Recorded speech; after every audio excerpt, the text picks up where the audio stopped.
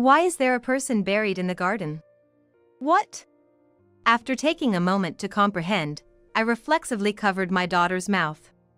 Of all things, she had to speak up in a situation like this. Today was a joyous day, celebrating the new house. If my daughter said something out of line and embarrassed Ruby, I had no idea what she might do to her. My brother's words echoed in my head, "Ruby has a temper." For a moment, I thought it was all over, but somehow, I managed to smooth things over. Later, we enjoyed a pleasant time, and I began preparing to head home with my parents. My daughter was crouched in front of the flower bed, talking to something. Curious, I slowed my pace and ran over to her side. Then, in the next instant, I saw Ruby swinging a baseball bat down hard towards my daughter's head. "Sarah." I reached out desperately. I am Yvonne, 35 years old. I live with my 5-year-old daughter, Sarah. My husband, who is the same age as me, is currently working away, and we only meet a few times a year. Even if it's for work, it's lonely. Luckily, my parents' house is close to our place. Just about a 5-minute drive away. Because of this, my daughter and I often visit my parents. They adore Sarah and always welcome us. But there were a couple of issues when visiting my parents' house. First, there's this problem. "Yvonne, you're here again? Isn't that too often? There's no point in you being married off." "My bad." Those sharp words came from Ruby, my sister-in-law. Not only my parents, but also my older brother and his wife, who is my sister-in-law, were living in the family home. It was supposed to be a temporary arrangement. As my brother, Eugene, had bought a plot of land and was in the middle of building a new house. So until it was finished, they were staying at my parents' place. "Even if your husband's away, don't you think you're leaning on your parents too much?" Ruby, a year older than me, might not be a bad person, but she was assertive and a bit snide. That's why I've disliked her ever since she was dating my brother. Honestly, even now that they're married, I don't understand what my brother sees in her. I never understood why she was so hard on me, her sister-in-law. Moreover, she didn't seem to like children much, especially having it in for my daughter. "Grandma, let's play." As Sarah took my mother's hand and started bouncing, Ruby made an obviously displeased face. "Oh, it's so exhausting when Sarah comes over because she's so noisy. Yvonne, you really should discipline her more. It'll cause problems in the future." Such remarks made me feel uncomfortable. I only came because Sarah wanted to see her grandparents, but every time, Ruby's words gave me a headache. The second issue was about my daughter, Sarah. She has a strange ability to see things not visible to ordinary people and to sense certain things. At first, we couldn't believe it. But when we found lost items exactly where she said they would be, among other slightly eerie incidents, we started to believe. This was a family secret. So, we had kept it hidden from Ruby. I never imagined it would come out in such a way. The long cohabitation was finally coming to an end. My brother and his wife's new house was finished. They were going to move out immediately. I've been looking forward to this. Living together was tough. Ruby whispered to me, and I could only give a wry smile. It wasn't just tough for her. I was relieved that my parents' home was finally going to be a place of peace. My daughter looked at me curiously. "Mom, why do you act properly in front of Ruby? You're so laid back with Grandma and Eugene." "Well, you see. Eugene and I grew up together, but Ruby just recently became part of our family through marriage." My daughter didn't seem convinced. "Sorry, was that confusing?" "No, I got it. But it's a shame, isn't it?" "A shame?" As I cocked my head, Sarah nodded affirmatively. "It's such a shame. We finally became a family, and now we're gonna be separated again soon." "What?"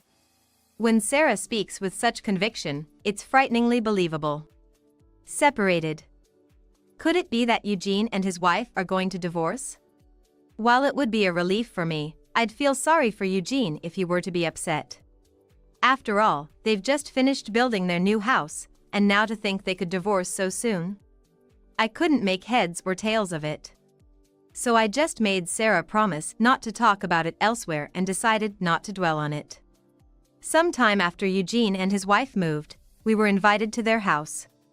For the housewarming, we wrapped a nice sum of money as a gift, and the 5 of us, including my parents, Sarah, and myself, headed over. Eugene's house was about a 20-minute drive from our parents' place. Since my compact car is too small for 5 of us, we had to ask my father to drive his car. It was an old manual transmission, which made me nervous, but my father's a safer driver than I am, so it should be fine.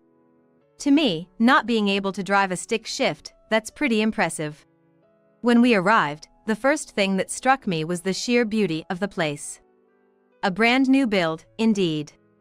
The exterior alone was overwhelming. The yard was spacious, and there was even a brand new flower bed near the bay window. There weren't any flowers planted yet, just soil, but it was impressive nonetheless. Wow! It's so big! Sarah was gleefully running around the yard, shrieking with delight. Hey! Sarah! As I attempted to chase after her, Eugene stopped me. Let her be. If she wants to play in the big yard, that's fine. Oh, thanks. Taking Eugene's word for it, I halted. I kept an eye on Sarah to make sure she didn't stray too far. As long as she was in the yard, she wouldn't get lost or bother anyone. I found myself idly thinking how nice it would be to have a house. That's when Ruby came over, glaring sharply at us from a distance. Hey! Yvonne! You should be watching Sarah properly. Oh. Did she do something? Sarah had been running around, but she hadn't bumped into anything or broken anything. I didn't recall anything that should have caused an upset, but Ruby was angry. Do you normally let kids run wild at someone's housewarming? Don't you think it's bothersome? My apologies. Eugene said it was okay, so I just went with it. That's just Eugene being too nice to say anything. Don't take it to heart. I couldn't afford to upset Ruby any further.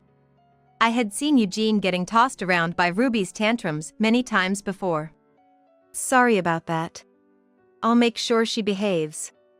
I went after Sarah, who had just darted past. Sarah! Chasing after her, I found her squatting by the flower bed. Staring intently at the flower bed. All that meets the gaze is dirt. No flowers have bloomed yet. What could be so interesting? Sarah? What are you doing? When I call out from above, my daughter looks up at me and says, "Why is there a person buried in the garden?" What? After a moment to grasp what she said, I reflexively covered my daughter's mouth. Of all things, she had to say it here. It was housewarming for my brother and his wife. It's supposed to be a happy occasion, but if Sarah says something out of line, it could smear mud on Ruby's face. And if that happens, who knows what Ruby would do to her? Ruby has a temper, my brother's words come to mind. It seems my brother heard, but luckily, Ruby is engrossed in conversation with Mom and hasn't noticed. Look, Sarah. What a pretty house, isn't it beautiful? Let's go inside. I catch my brother's eye, his face a mix of emotions, and try to distract my daughter as we move. Of course, my hand remains over her mouth. But without any concern for my efforts, Sarah wriggles her face out from between my fingers and says, "Hey, Mom. It's weird. Why aren't we helping the person buried in the garden?" Sarah. It's fine. I'm gonna ask Eugene. Sarah slips away and runs to my brother. Grabbing his hand, she pulls him toward the flower bed. Seeing the expression on my brother's face, who knows Sarah's strength, is telling. Sarah. Do you see something? Reaching the flower bed, Sarah looks up at my brother and tilts her head. Yeah. Eugene, don't you see? We have to help them quickly. They're asking for help, calling Ruby's name. This was unexpected for both my brother and me, and we inadvertently looked at each other. Ruby is still talking with Mom. Ruby's name? Yeah, right here. My brother and I stepped closer to the flower bed. On closer inspection, the soil where Sarah is pointing looks slightly different in color. It's as if someone had dug it up once before. Chills run down my spine as the thought crosses my mind. What do we do, Eugene? What to do? We can't just ignore what Sarah says. It's not that we should ignore it because it's a child's words, but because it's Sarah's words that we can't. My brother returns with a small gardening spade from the back of the house. It seems insufficient for digging, but it's all we have. When we tap the soil, it feels unnaturally hard, as if something has been firmly packed to hide it. My brother, perhaps frightened, is cautious and can't put much force into the spade. Impatient, Sarah snatches the spade from him. Come on, Eugene! You're no good at this. I will do it. Sarah, hang on. I reach out to stop her, but Ruby grabs Sarah's wrist before I can. Having come over unnoticed, Ruby squats down to Sarah's level and smiles brightly. Hey, Sarah, don't touch my precious flower garden. Relieved at Ruby's smiling face, I pulled my daughter Sarah closer. That's right, Sarah. You can't just touch things without permission. Sorry, Ruby. No problem. But don't touch it again. Not ever. I felt a strange intensity coming from Ruby. I bowed my head to her again and tried to make a getaway to my mother Yvonne with Sarah in tow. But at that moment, Sarah once again pointed at the flower bed and shouted, "Look! That person is watching Ruby over there! Hey! Sarah! You're gonna scare Ruby with that kind of talk. Don't say things like that."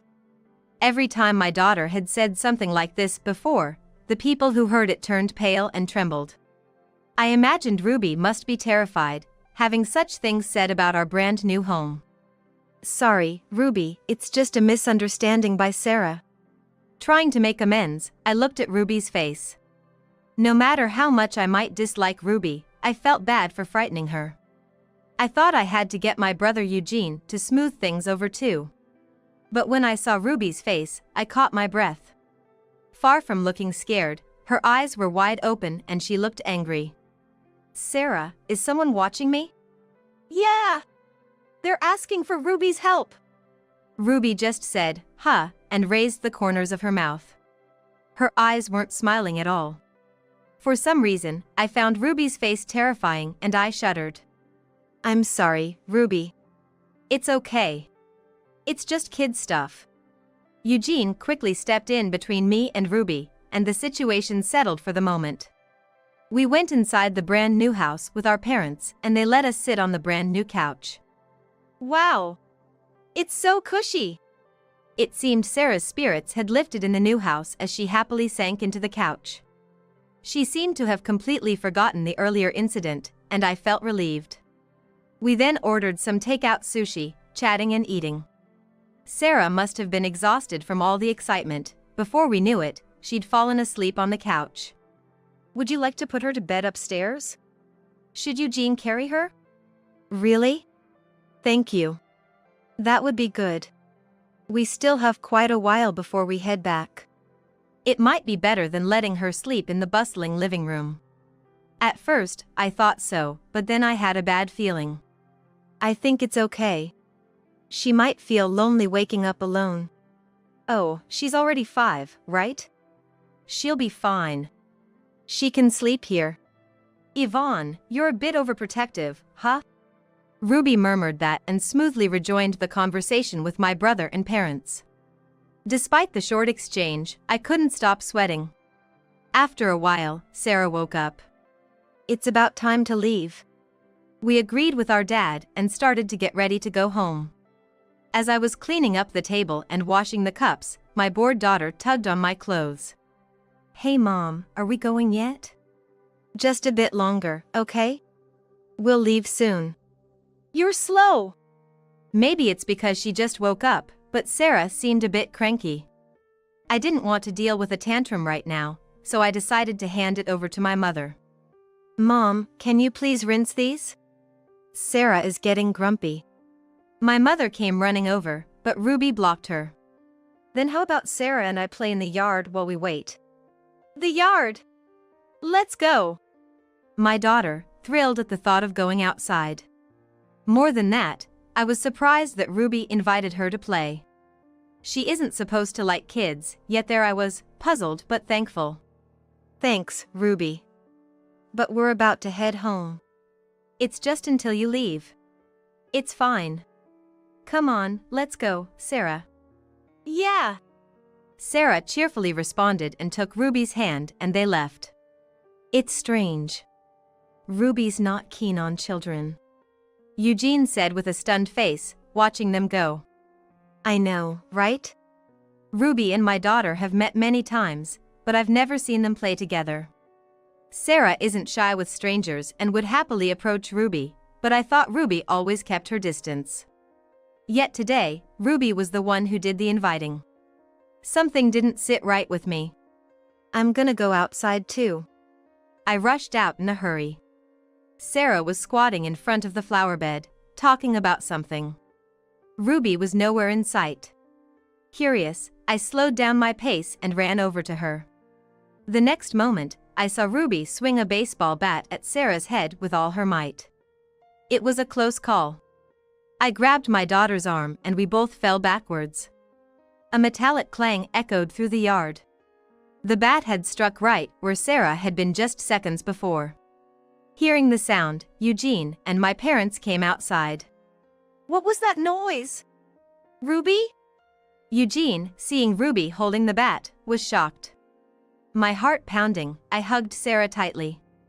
That was too close. If I had been a moment later, Sarah could have.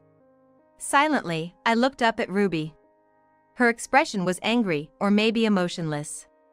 What happened? Eugene asked, suspicious. Ruby, she tried to hit Sarah with the bat. What? I can't believe it. Eugene stepped closer to Ruby in disbelief. Is it true? Ruby, why would you? Ruby just smirked. Come on, Yvonne. It was just a joke. Anger flooded over me and I snapped back.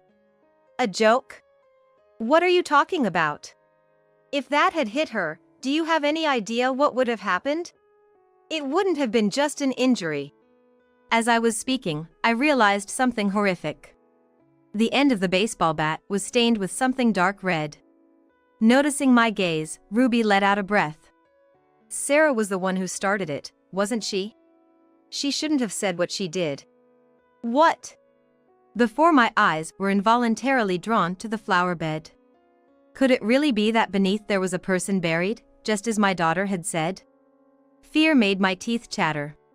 My brother, concerned, kept me and Sarah away from Ruby. What's this all about, Ruby? It's nothing serious, just a joke. Maybe I went a little too far. My brother stared at Ruby for a moment and then decisively went to the back of the yard. He grabbed a small shovel and began to dig up the flower bed that Sarah had pointed out earlier. Hey! Eugene, what are you doing? Ruby tried to stop him, but she was no match for my brother's strength. He kept on digging. When he had dug a fair amount, he was speechless and clutched his head. Ruby also collapsed weakly beside him. Eugene? Yvonne, call the cops. After that, just hurry, get Sarah and go home. From my brother's unusual demeanor, I realized that my daughter's words were indeed true. My brother had found something that Sarah had mentioned. I immediately called the police. Surprisingly, Ruby was subdued until the police arrived. She was repeating "it's all over" as if in a daze, but she didn't become furious or try to run away. After the police arrived, I decided to stay with my brother while leaving my daughter with my parents. My mother was too scared to accompany him. My father offered to stay, but then we would be without a driver. My brother said, I'm okay alone, but that couldn't be true. I couldn't leave my brother by himself. Sarah, listen to Grandma and Grandpa and wait here, okay? Okay. Mommy, take care of Eugene, too. Sure. I couldn't tell how much my daughter understood, but I promised her with a smile. My brother seemed to be talking calmly with the officer. I watched from a corner of the yard so as not to be in the way. Suddenly, Ruby's voice rose in anger. I've told you. I don't know anything. All right. For now, let's go to the office and you can tell us everything there. You're just trying to pin this on me. I refuse to go. The officer looked perplexed by Ruby's outburst. A female officer tried to grab Ruby's arm, but she shook her off and hid behind my brother. Eugene, help me. Ruby. My brother was flustered, holding Ruby's shoulder. He neither hugged her nor pushed her away. I could feel his conflict. I didn't do anything wrong. It's a false accusation. My brother probably wanted to believe Ruby's words. But just a moment ago, Ruby had swung a baseball bat at Sarah. Probably because if what was buried was revealed, she'd have trouble sealing the deal. Ruby, if you're innocent, let's just go to the office for now, I suggested. Ruby glared at me sharply. No. What if the cops force a confession out of me? Tell that to Eugene. Well, that's... My brother is probably still half in doubt. He just can't seem to turn Ruby away. But, in reality, it was buried. Just by chance, right? It just happened to be someone buried there. We just unluckily bought this place. It's none of our business. Hearing Ruby's words, I grabbed my brother's arm and involuntarily pulled him towards me. Ruby, how do you know about this? Huh? Because Sarah told us. I shook my head slightly. Sarah only said there was a person there. She didn't mention any gender or age. Ruby's mouth fell open in a small O, and her face turned pale. We hadn't been told by the police what had been buried yet. So, the only person who would know was the one who buried it. But, just when I'm about to finally be happy, he had to come and ruin everything. All I wanted was to live a peaceful life with Eugene. Ruby looked up at my brother pleadingly. My brother, holding Ruby's shoulders, shook his head in anguish. I'm sorry, but this is just too much to handle. But you said you loved me. I'm sorry. Ruby was trembling. It was so close. I was so close to living as a classy homemaker in our new home. Her hysterical screaming was frightening. Ruby was then taken away by the police. All I could do was silently stroke my brother's back as he shook with sobs. Later, we got a shocking call from the police. The person buried was Ruby's cheating partner. They had been involved for years, and he had provided financial support. When he learned of Ruby's upcoming marriage, he tried to interfere. Give me back all the money I've spent on you, or I'll tell your husband everything. That's what he threatened. In a panic and not wanting to be exposed, Ruby acted rashly. The flower bed had just been refilled with soft soil, making it an easy place to bury something. Ruby must have thought it safer to keep the body within sight rather than risking discovery in the mountains. Naturally, Ruby was arrested. My brother debated waiting for her to reform, but ultimately, they divorced. He couldn't forgive her for almost harming Sarah as well. He was devastated for a while, but slowly began to return to his old self. Unfortunately, he decided to sell the new house. But it was hard to sell due to its history. He kept thanking his daughter. If Sarah hadn't noticed, who knows what would have happened. Ruby certainly wouldn't have confessed. My brother joked self-deprecatingly about his poor judgment in women. Now, he has moved back into our parents' house. I visit every weekend, and they seem to be getting along well. This time it was all thanks to Sarah's sharp eye, but we'd had enough. So, we made a pact not to talk about seeing anything or anyone around others. She promised cheerfully. But as a parent, I hope her peculiar ability fades over time. The land that was in my mother-in-law's name, I've gone ahead and changed it to my name. The eldest son's wife, who had unilaterally changed the deed of the land I inherited from my late husband into her name. It's true that we never got along, but I never expected her to go this far. When I looked to my eldest son for help, there he was, looking at me with a cold gaze. Always picking on my wife, you're the worst, Mom. If you have even a shred of remorse, Just graciously hand over the land to my wife and show some sincerity by living out the rest of your life as a maid. My eldest son was taking his wife's side. Let me be clear, I never intended to pick on her. If anything, I was the one being bullied. But in this situation, I didn't think anything I said would get through. I became so fed up with trying to persuade them, I decided to leave, just as the eldest son's wife suggested. So I should be the one to leave, right? I asked to be sure, only to be mocked for not crying and for putting on a brave face. But I wonder who's really putting on a brave face. After I leave, what will become of these two? They probably haven't realized yet. My husband and I were both in our late 50s. We have 2 sons who are both married with their own families, living away from home. So now, it's just the 2 of us, a quiet couple's life. Where we live is the epitome of the countryside that anyone would imagine. Without a car, it's inconvenient to get to the nearest train station, and there's a bus, but it only runs about twice an hour during commute times and doesn't operate on Sundays or holidays. There's a liquor store that doubles as a convenience store, in name only, standing alone at the center of the village. My eldest son despised this rural lifestyle. He wanted to go to a more prosperous high school in the nearby area, but ended up reluctantly attending a local agricultural school because his grades weren't good enough. With that resentment, upon graduating high school, he left home as if fleeing. My eldest son married a woman he met while living in the city he always dreamed of, and he has continued to live there, rarely visiting his childhood home. The eldest son and his wife have returned home a few times for marriage greetings, but other than that, they don't come by at all, nor do they get in touch. Still, they are family, and sometimes there are urgent matters that can't be ignored. In our family, it has been the daughters-in-law who have traditionally handled matters concerning the house. Even without close friendships, it's been that way. So, when I've needed to see my eldest son's wife, I've been the one to make the trip. Because my daughter-in-law really dislikes the countryside.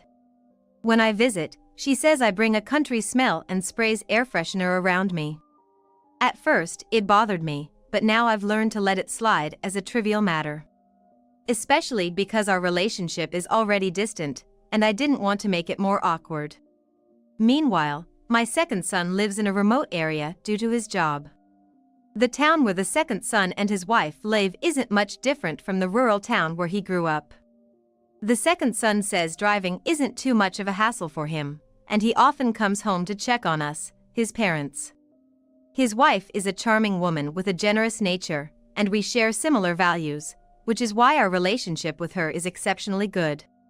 Then, while still in my late 50s, my husband passed away unexpectedly. I was engulfed in sorrow. My husband often said that when he passed away first, his only wish was that I wouldn't struggle and would complete the rest of my life without hardship. He said that if the land and house that have been passed down through his ancestors became too much for me to handle or a hindrance in my life, I should prioritize my life over them. In other words, once I inherited them, I could do as I pleased. My husband did talk to our eldest son about inheriting the land and house, a family tradition. But my city-loving eldest son, and especially his wife, vehemently refused, saying, unless it's prime real estate in a major city like New York, inheriting worthless rural land is pointless. So, the eldest son followed her wish and desired something else. The second son also preferred something other than the land and house, so he inherited other assets. I learned later that the second son thought it best for me to inherit the place filled with our memories. The second son and his wife considered moving back and living with me, but they decided against it because it would be too much of a burden on his commute. Still, they've told me warmly not to overdo it on my own, and that if it ever became unavoidable, they would be open to living together at home. I have no intention of sacrificing my sons' lives to be tied down to the land and house. When the time comes, I'll make a clean decision. Thus, I took the land and house, and the sons split the remaining assets evenly. After a while, development began nearby, and the value of the land started to rise. I'm in my 60s now, but I still have plenty of energy and enthusiasm for country life. As the development proceeds, the opinions and feelings about it vary among the people. For me, if a supermarket is built close by, I won't need to drive, and it could help avoid family disputes over issues like giving up driving licenses in old age. Most importantly, if it reduces the worries of my caring second son and his wife, then the development isn't all bad. I'm honestly excited about possibly having a more convenient life. However, I never imagined that my peace would be disrupted by the unexpected actions of my eldest son's wife. As the development progressed and rumors spread about an increase in bus services to the nearest station and the construction of high-rise apartments nearby, my estranged eldest son reached out. He said something along the lines of, "My attempt to make it big in the city has failed, and I've ended up quitting my job. Trying to earn a living in the city was a fleeting dream." I urged him to get to the point. Then he expressed a desire to return and live at home. When I asked him, "So, you want to live together?" he seemed to affirm, but with hesitant phrasing. About a month ago, at my husband's third-year memorial, a family gathering took place. At that time, my eldest son still complained about the countryside odor, so what had changed his mind? In the middle of our conversation, his wife abruptly interjected. "You really live in a lovely place. If it's getting all modern with the land development, you should have said so. Some places have gotten a better view since the mountain trees were cut down. There have been rumors for quite a while that a large shopping mall might go in there." The eldest son's wife didn't care about the countryside property before, thinking it wasn't worth considering, but now that it's developing into a more livable area, she's singing a different tune. The land and house my husband left us are in a very good location. Besides the spot where our house stands, the mountain behind our home is also land I inherited from my husband. There's gonna be land purchases with the development, right? Are you gonna let go of the mountain behind the house? I see, the eldest son and his wife regret not caring for this countryside property before. They can't say they want to inherit the land now, so they're cozying up to me, probably wanting a cut of the money if I sell the mountain.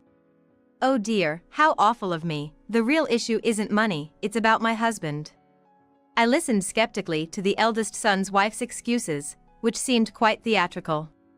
It felt like I was being subjected to a poor speech. To put it simply, it seems true that the eldest son has lost his job and is now unemployed. Their savings are so low they're worried about next month's rent. When I asked about the inheritance split with the younger son, she'd rather not touch that if possible.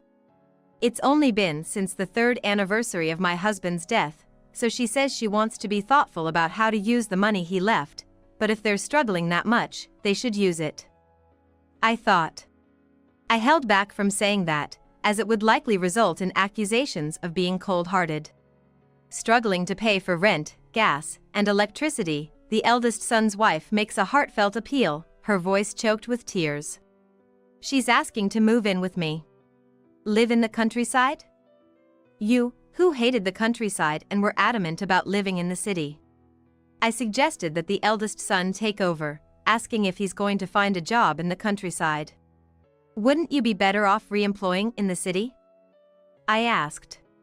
It was hard to imagine the eldest son, who left for the city as if he was running away from home, accepting a rural life now. The eldest son says he's in a tight spot, soon even eating will become difficult, so he's asking for help. Until the very end, he doesn't clearly say whether he's looking to re-employ in the city or the countryside. So, I set conditions. Moving in is temporary, just until the eldest son finds a new job. I added that he needs to work, even if it's just part-time, while living with us. In this area, with the land development, there's an increase in short-term job postings. I figured he'd get hired if he wasn't too picky. I thought, if I take care of them for about 6 months, they'd save up a decent amount of money and be ready for a fresh start. Marriage is about helping each other out, after all.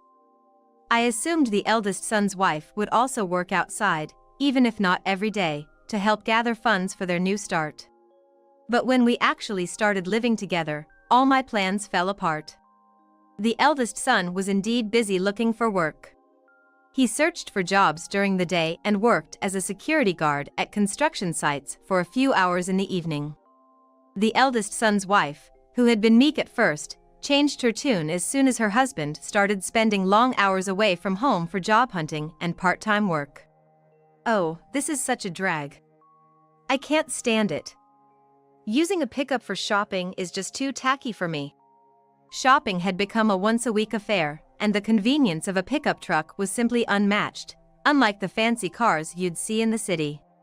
She was the one who had offered to do the shopping. But after going once, she complained that the pickup was too embarrassing and refused to go again. In front of her husband, she'd praise my cooking and express a desire to learn, but when he wasn't around, she'd do the exact opposite. She couldn't stand the country-style cooking, craving French cuisine instead. She'd complain about mom's home cooking being annoying and then skip her turn to cook. One day, my eldest son's wife said she was gonna cook dinner tonight, so trusting her word, I headed off to tend to the backwoods. Without regular checkups and asking folks to cut down trees, the woods can get wild in no time. It's especially important around the change of seasons and dealing with fallen leaves, and since my husband passed, I've been hiring some young folks from the community to help out. But I can't always leave it to others, so I sometimes go to check on things myself. After making my rounds in the mountains, I came home exhausted in the evening only to find no lights on in the house and the doors locked, leaving me unable to get in. I tried calling my eldest son's wife's cell, but couldn't get through, and was at my wit's end when my son came home. As I was explaining the situation, the eldest son's wife arrived, so I confronted her, asking where she'd been and why she'd locked up. "How could you?" she snapped. "I did just like you told me, went shopping, and you forget what you asked for." She went on to tell my son that I insisted on having some fancy dish for dinner and said if she couldn't serve that dish tonight, she should leave the house. I never said any such thing and didn't even know I'd been left alone. But my son just took his wife's side without question. "Just because we're living together reluctantly doesn't mean you should pick on my wife. She's not used to country living. You can't expect her to find ingredients for some fancy dishes out here in the boonies." He accused me of deliberately making her go out as a form of harassment, even though he knew better. My son and I have always had our differences and have had our fair share of arguments in the past, but this was the first time I was berated so unfairly and one-sidedly. I was looking at my son, and yet he felt like a stranger, which was heartbreaking. I don't demand he take my side. But in the world, husbands tend to have a happier marriage when they side with their wives, and my late husband always stood by me. However, he always made sure to listen to both sides, so we had a good relationship with his mother while she was alive. But my son just yells at me, taking his wife's word over mine. Suddenly he turned surly and said, "Well, that fancy dish you're so keen on? Go ahead and make it yourself and eat all you want. I'm taking my wife out to eat." He snatched the keys from his wife and threw them at me before heading back the way he came. When I entered the house, I saw that my son's wife hadn't done a stitch of housework. It was just as I left it in the morning. I was so upset, I couldn't stop crying. But there was so much to do, it almost seemed a waste to wipe away the tears, so I just got on with the chores while crying. Later, the owner of the only diner around here, where we used to go as a family when the kids were little, came by to see if I was all right. My husband and the diner owner were childhood friends. And I knew my son was aware of his dad's fondness for the place. It turns out my son and his wife had been bad-mouthing me there. The owner said my son's wife was the one filling his head with all this stuff about me. I didn't go into details, just thanked the owner for letting me know. He said to call if I ever needed anything and didn't pry further. Though he looked sad, saying, "Guess people change when they move to the city, huh?" After all this, I decided not to expect anything from my son's wife anymore. If my efforts to get along don't get through, then it's just a waste of time. Better to spend that time and energy getting the chores done myself. I'd be no different from my son's wife if I thought about getting back at her for what she did. As usual, no matter what my son's wife did, I prepared meals for 3 and did the laundry for 3. Whether she thought it was her due or was pleased to have manipulated things in her favor, she continued to act like a guest in the house. Then one day, she came out with something that floored me. This property and house that's in your name, I'm in the process of transferring it to my name. She claimed that she already had all the paperwork ready, flashing the documents at me. But since she didn't show them clearly, it only increased my suspicion about her story. Given my familiarity with such papers from when my husband transferred the property to me, they looked like obvious fakes. When I asked her if they were real, she retorted, "Of course, they are. From now on, I'm taking over as the head of this household. If you don't want to be kicked out, then show some remorse and apologize for the way you've treated your daughter-in-law as punishment. How about this? Continue to live here as my personal maid. If that doesn't suit you, you're welcome to leave."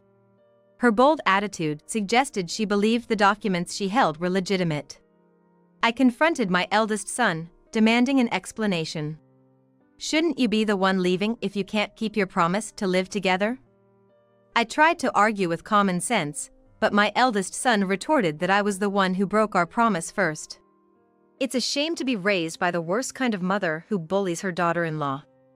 If you feel bad about it, then as a mother, you should just retire and leave everything to your son. Just because we've clashed, doesn't mean you should take it out on my wife out of spite. That's the lowest thing a person can do. Aren't you ashamed, a grown woman acting like this? My daughter-in-law managed to convince my son that I was harsh on her because I hated him. Using what she had heard about our differences in values and our incompatible temperaments, my daughter-in-law took advantage of the situation. Given that my relationship with my eldest son was already strained, it was easy for her to make things worse.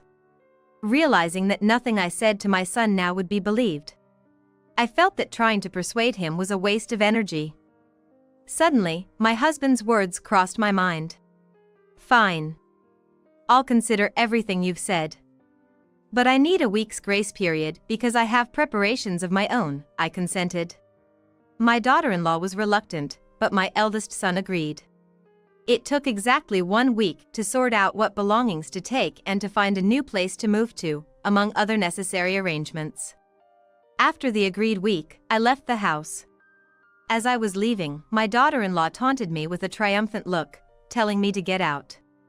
I didn't respond to her insults and left the house in silence, giving myself a mental fist pump. This was the beginning of my comeback. 1 month later, just as I expected, I received a frantic call from my daughter-in-law. She was in a frenzy because when she tried to cash in by selling the land immediately, she was told it was already in the process of being subdivided and couldn't be sold. "What have you done?" she screamed in a shrill voice that was unbearable, spewing insults like a machine gun. In the midst of local land development, there had been an offer to buy the forested hill behind our house along with the land as a package. The condition was that it had to be sold as a set. It was a welcome offer as managing the hill on my own was challenging. Yet, I still had a desire to live in the house I had shared with my husband a bit longer, so I put the offer on hold. During this time, the issue of our home's deterioration came up. A relative in construction had mentioned concerns about our ancestral home's aging condition when they visited for my husband's memorial service. The house felt too large for just me alone, a sharp contrast to when it felt just right for 3 generations. I couldn't deny a sense of loneliness being left behind in it. Even if I rebuilt the house, my sons probably wouldn't live there anyway. I began to think it might be best to sell it after my husband's 7th death anniversary. The company interested in buying the forest and land told me such developments take years, so there was no rush. However, the start of cohabitation with my eldest son and his wife gradually shifted my plans. Determined not to wait until my husband's 7th memorial, I decided to let go of the house. The company even offered to cover the cost of demolishing the house and clearing the land, which was a relief to me. I couldn't bear the thought of my eldest son's wife, who believed she had a genuine contract, doing as she pleased with the land my husband had left. I refused to give in to her, nor to my eldest son, who followed his wife's words without any doubt. I informed my younger son of everything that had happened and shared my decision. He said he was sad to see the family home go, but reminded me that memories are held in the heart, not in things. Moreover, my younger son and his wife had offered me to live with them. I know there's some anxiety about leaving the familiar place, but this area is pretty rural, too, so I think they'll come to like it.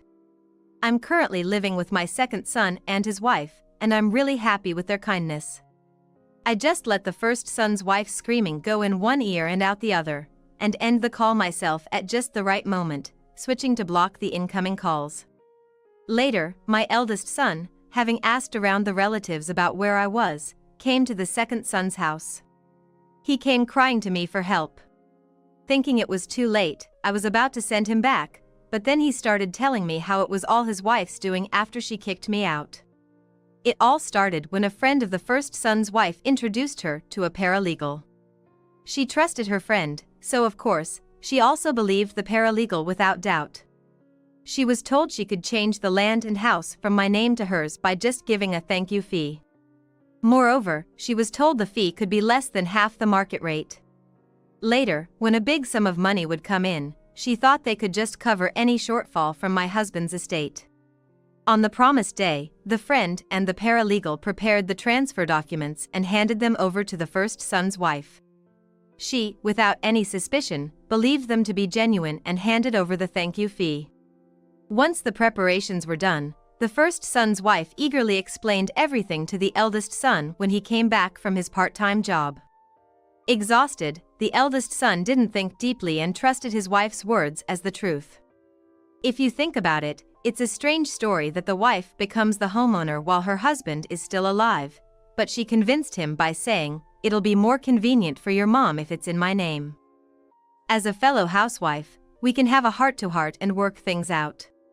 He foolishly agreed after being told such a plausible story. While the eldest son was out looking for a job and doing part-time work, the first son's wife methodically planned to kick me out, and by brainwashing the eldest son behind my back, she successfully managed to get me out. However, when she triumphantly went to sell the house and land, she was told it was impossible because the land was still being divided and got desperate. She tried to contact the friend and the paralegal, but couldn't reach them. Eventually, their phone got disconnected, and when she contacted the friend's parents' house, she was told they had disowned the criminal and didn't know where she was. That's when she finally learned that her friend had been a repeat fraudster and was a convicted criminal. The first son's wife later found out that many of her former classmates had been victims of this friend. The friend had been introducing former classmates as fake lawyers, accountants, and paralegals, and swindling them out of their service fees. The first son's wife had mentioned the land to her friend, which led to the introduction of the so-called paralegal. Among the victims, some had filed police reports, while others had given up, considering it a costly lesson. Those people could say that because they still had a home, even though they lost money. The eldest son and his wife, having lost money, their home, and the inheritance, had to focus on sorting out the situation before even considering filing a complaint. When I suggested that they should be able to rent an apartment since most of the inheritance should still be there, the eldest son said that the ATM card for the account where the inheritance was deposited had been swapped out with a different card. By the time they realized, all the money had been withdrawn. He came begging, genuinely broke, pleading for help. He explained that the first son's wife had been told that additional charges had arisen because the document preparation had been quite a hassle, and she went to withdraw money with her friend. That's probably when the PIN was stolen. I've heard that if you hire a pro to swap cards, you won't even notice it. Driven by immediate greed and lacking attention, the first son's wife had become an easy target after blabbering about the inheritance to her friend. I heard that a little while back, warnings had been circulating from the alma mater of my eldest son's wife. They'd been alerting that a graduate had been repeatedly defrauding classmates and juniors, so be careful with contacts and offers from people you don't usually keep in touch with. But the first son's wife, thinking only idiots fall for scams, ignored the alerts. I turned away from my eldest son and his wife, believing they got what they deserved for being driven by greed. Though the inheritance was gone, I was sure the eldest had some money saved from his part-time job. But that measly part-time pay? Gone with the wind on drink tabs, for sure. Led astray by drinking buddies, his savings from part-time work dwindled to nothing. It's your own fault for not planning ahead. I rebuffed him once more.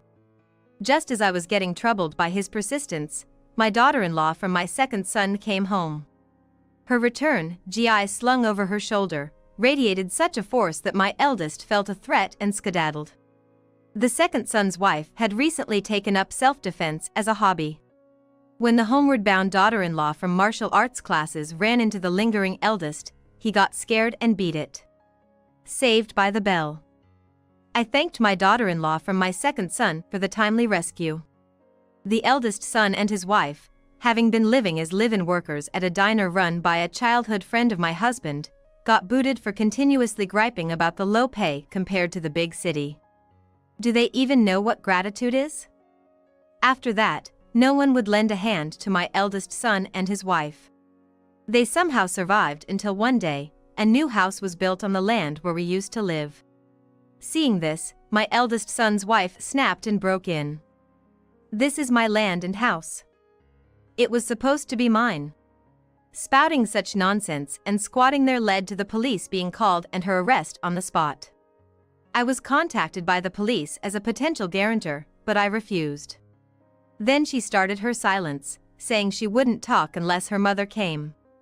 The police asked me to help persuade her, but I refused as well. "Your son is asking for help," they relayed, but I felt no obligation to assist, suggesting they might as well lock him up. When the eldest son's wife was arrested, she claimed she had been tricked by a fraud.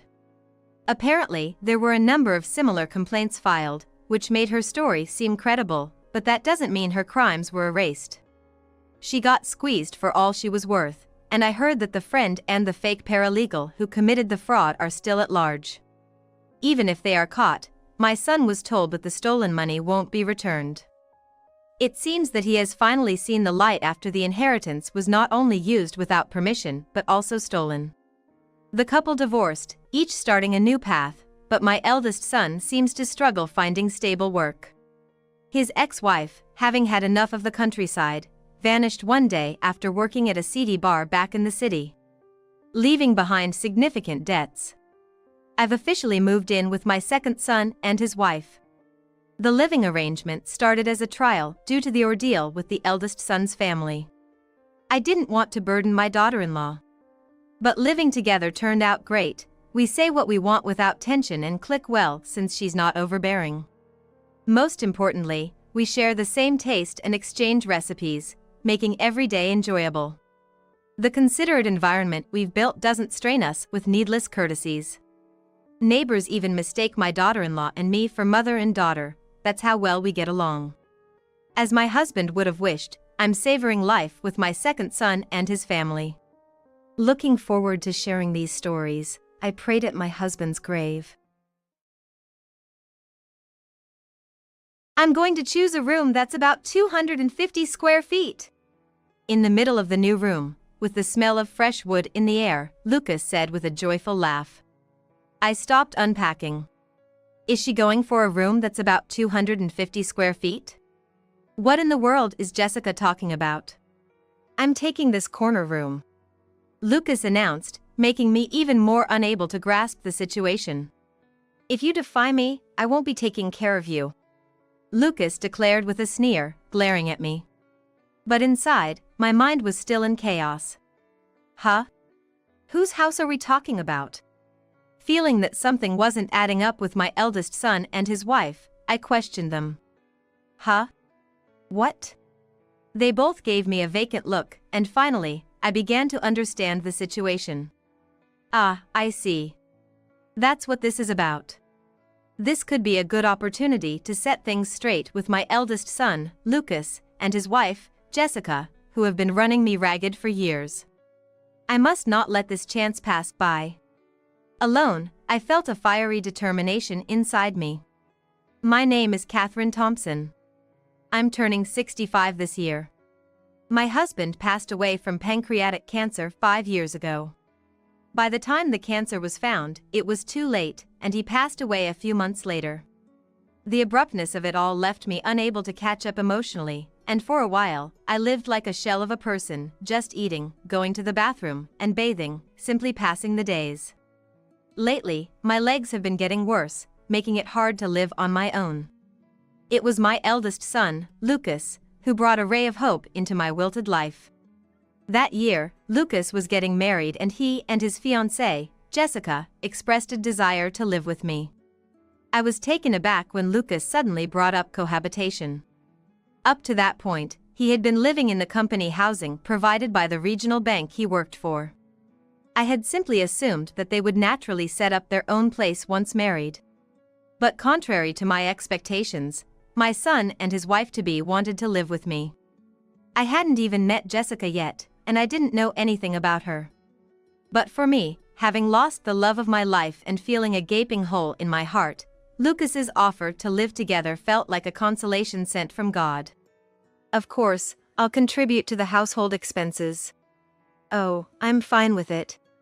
I found myself quickly agreeing before I knew it, and Lucas smiled with satisfaction. Got it. Then I'll bring Jessica over next week. Take care, he said, and with those words, Lucas left. Despite his somewhat rough personality, I always thought that was just because he was in front of his parents, maybe showing some rebellion. To me, he was still my dear child.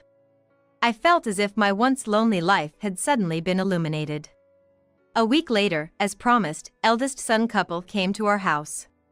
Here we are! Despite it being our first meeting, I was surprised by how Jessica confidently strode in, her footsteps echoing loudly. Despite being the same age as Lucas, 30 years old, she wore a skirt shorter than knee length, her hair was dyed pink. And her nails were glittery and flamboyant. Nice to meet you. You're Jessica, right? Yeah, that's me. But, what's with this house?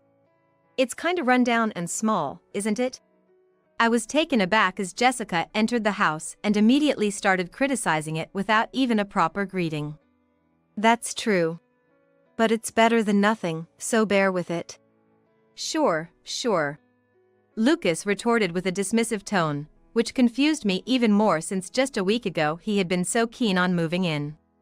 Despite the sudden rudeness, I reminded myself that we were going to be living together from now on, and I didn't want to start off on the wrong foot.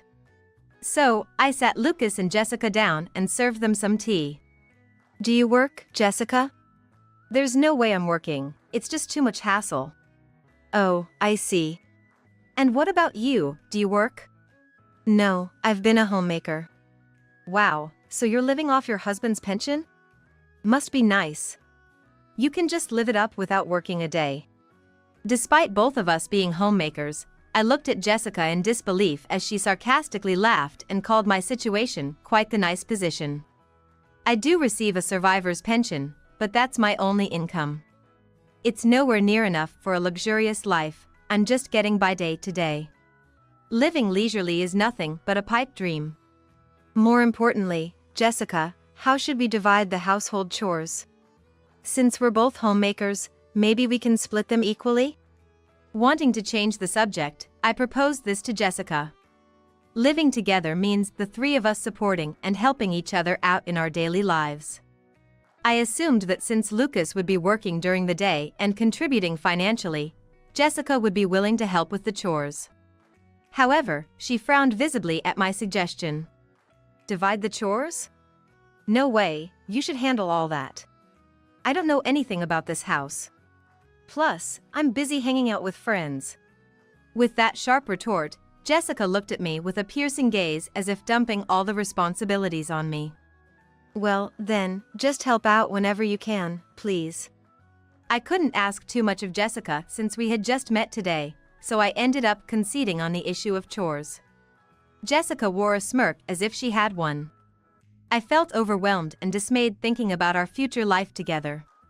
Living with 3 other people was a far cry from the married life I had initially imagined. First off, Lucas would say he's too busy with work and wouldn't come home until late at night. True to her initial declaration, Jessica didn't do any household chores. I thought she might at least be able to take out the trash, but she seemed to have trouble getting up in the morning and couldn't manage to do it on time. Reluctantly, I found myself doing all the housework for 3. Before moving in together, I thought this would fill the void of missing my husband, but now I regretted it, thinking maybe I was better off alone. Jessica wasn't just neglecting the household chores, she was out and about every day. Given her flashy appearance, I had suspected she might be a bit wild, but to be out playing every day really was quite the nice position indeed. Every time Jessica came home, she was always carrying shopping bags from well-known international brands. These were brands that sold luxury items I could never afford on my pension. When I asked, "How did you afford these?" she laughed through her nose and said, "Obviously, I bought them with my allowance." However, I knew Lucas's salary wasn't high enough to afford multiple high-end brand items. If Jessica had been saving up her allowance bit by bit to buy these things, I could understand, but buying brand-name items nearly every day doesn't leave room to save. I wondered where she could possibly be getting so much money. And there was another unexpected issue for me. Lucas wasn't contributing financially to the household. About a month after we started living together, I thought Lucas would have transferred some of his salary into our household account by now, so I checked at the bank. But there was no money from Lucas. Before we started living together, I remembered Lucas saying, "I'll contribute financially to the household." Well, it's only been a month, maybe he's just late or forgot, I thought, and went home without much suspicion that day. However, as 2 months, then 3 months passed, there was still no financial contribution from Lucas. I finally decided to tell him that it was impossible to cover the living expenses for 3 people with just my pension. "Could you contribute a little to the household? The budget for groceries is really tight." "Ah, sorry, I forgot. I'll make sure to put in some next time." Hearing the words "I forgot," I felt relieved and believed that Lucas would start contributing financially from next month. However, his promise seemed to be just an excuse to placate a child, and he never actually made the transfer. I pleaded with Lucas several times, but he was usually drunk by the time he got home and quickly forgot what I had said. Or perhaps he was pretending to forget. When it became clear that I wouldn't receive any money from Lucas, I had no choice but to find a part-time job. I started working at a local flower shop. Returning to work after so long was exciting, but the long hours were tough on my body, which was already past retirement age. Still, the pressure of earning enough to support 3 people weighed heavily on me. I worked 6 to 8 hours during the day, similar to a full-time job, then came home to prepare dinner for 3. Jessica, as usual, did not start helping with the chores even though I had begun working. On the contrary, she would throw tantrums over the meals I cooked, like a small child. One evening, she flipped her plate over and exclaimed, "What is this? It tastes awful. I wanted curry. Make it again." It wasn't just one day that such incidents occurred. Again and again, Jessica would find fault with the meals I prepared based on her mood for the day. I felt a surge of anger and sadness, but realized that arguing with the unreasonable Jessica was futile, so I silently remade the meal. I wanted to break free from this life that felt like slavery. I can't go on like this. Instinctively, I knew I couldn't go on like this. So, I decided to find a hobby to distract myself and asked the manager of the flower shop, "Can you think of any hobbies I could do at home?" The manager, Mrs. Smith, was a young woman in her 40s who you could tell must have been very beautiful in her 20s, fitting the image of a florist perfectly. "How about something handmade? You're welcome to use the flowers that we're going to discard." Following the manager's advice, I decided to make jewelry using flowers. Making jewelry was a lot of fun. I was naturally skilled with my hands and quickly got the hang of making jewelry that looked just as good as what you'd find in a store. The manager, who was knowledgeable, even showed me a site where I could sell my handmade creations. Just out of curiosity, I put the jewelry I made up for sale on a website. Just out of curiosity, I posted some of my jewelry on the selling site, and within a week, orders started coming in, and I began to earn an income from it. The joy of earning money from a hobby was exhilarating, and I made jewelry in every spare moment I had. Jessica scoffed at my efforts, saying, "What's this? People actually buy these?" But I ignored her. When she realized I wasn't paying attention to her, she tried to annoy me by saying, you're just like a burden to society, an old person who's useless." But I didn't react to that either. No matter what Jessica said, I wasn't afraid anymore. 5 years had passed since I started making jewelry, and I turned 65. Recently, I bought a house nearby. I loved the house I was living in because of the memories with my husband, but it was getting old, and everything was starting to fall apart. So I was satisfied to be able to buy a new house. And as I was thinking about living there without my eldest son couple, Jessica peeked over my shoulder at the floor plan of my new home. "Wow, is this a new house? What's this, are you moving?" Jessica exclaimed with a cheerfulness I had never heard from her before. Looking at floor plans is indeed fun, and I like it too, but I never imagined that Jessica, who always seemed so angry, would get this excited. "Yes, that's right. Wow, it's really big." Jessica was absorbed in the floor plan, forgetting herself. For the first time in 5 years of living together, I saw a childlike side to Jessica. After that, I was busy buying furniture for the new house and packing up for the move. Lucas and Jessica, as usual, did whatever they pleased, paying no mind to my busyness. On the day of the move, I had asked some acquaintances to help with the big items, so I left the house with just one suitcase. "The new house is big, isn't it?" "It's spacious, I've seen the layout." The eldest son couple seemed eager to see the new house, and they were more excited than usual. I took Lucas and Jessica to the new home. Upon seeing the stylish black exterior, wooden door, and the large garden, both of them exclaimed, "Wow!" The garden was my own personal touch, something I insisted on for my hobby of growing flowers. When we entered, the expansive rooms spread out before us, and I felt very satisfied. Having bad knees, I made sure the house was single-story and had handrails installed, which turned out to be the right decision. "Whoa! It's super spacious and super clean." "It's more than I expected." The two of them, eyes sparkling as if they owned the place, walked around the house while I was unpacking, cheering every now and then. That's when I began to feel a sense of unease, thinking, huh? After they had looked through all the rooms, they came back to where I was. "I'm going to choose a room that's about 250 square feet. In the middle of the new room, with the smell of fresh wood in the air, Jessica said with a joyful laugh. I stopped unpacking. "Is she going for a room that's about 250 square feet? What in the world is Jessica talking about?"